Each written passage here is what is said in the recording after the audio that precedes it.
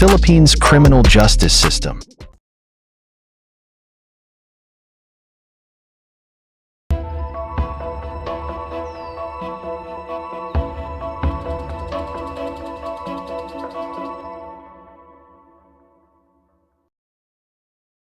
Law enforcement.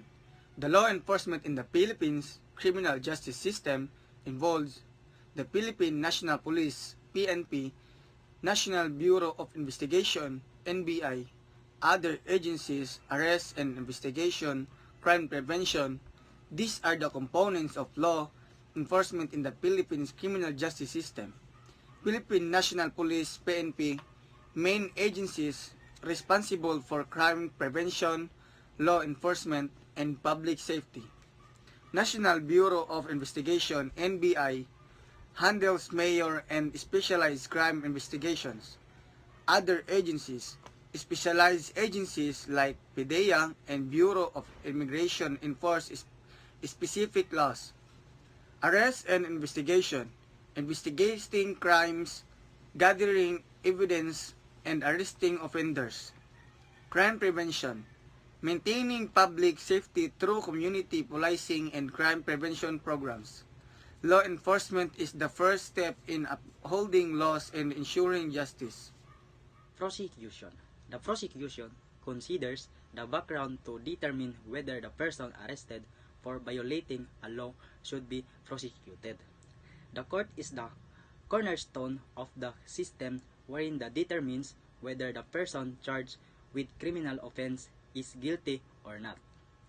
The key components of the prosecution pillar in the criminal justice system of the Philippines involve the legal framework for prosecuting international crimes, domestic law connection to international criminal law, and the enforcement of this. Judiciary. The judicial branch holds the power to settle controversies involving rights that are legally demandable and enforceable. This branch determines whether or not there has been a grave abuse of discretion amounting to the lack of excess of jurisdiction on the part of instrumentality of the government. The judicial of the Philippines consists of the Supreme Court, which is established in the Constitution, and 3 levels of lower courts, which are established through law by the Congress of the Philippines. The Supreme Court has been exclusive power to promulgate rules concerning the protection and enforcement of constitutional rights, pleading, practice, and procedure in all courts, the admission to practice of laws, the integrate bar, and legal assistance of the privilege.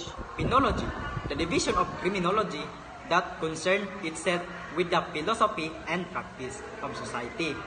It's in effort to repress criminal activities, as the term signifies from Latin pena, pain or suffering. Criminology has stood in the past and for the most part still stand for policy of inflicting punishment of the offender as a consequence of his wrongdoing, but it may reasonably be extended to cover other policies not punitive in character, such as probation, medical treatment, and education, aimed at the cure of rehabilitation of the offender, and this is in fact the accepted present sense of the term. Community. It is a unique feature of the Philippines criminal justice system to have the community as a fifth pillar. The community in this context refer to the elements that are mobilized and energized to help authority in effectively addressing the law and order concern for this citizenry. Community policing encourage the interactive partnership between the law enforcement agency, their officers, and the people they serve. By developing connections within the community, police are better informed and empowered to solve public safety problems.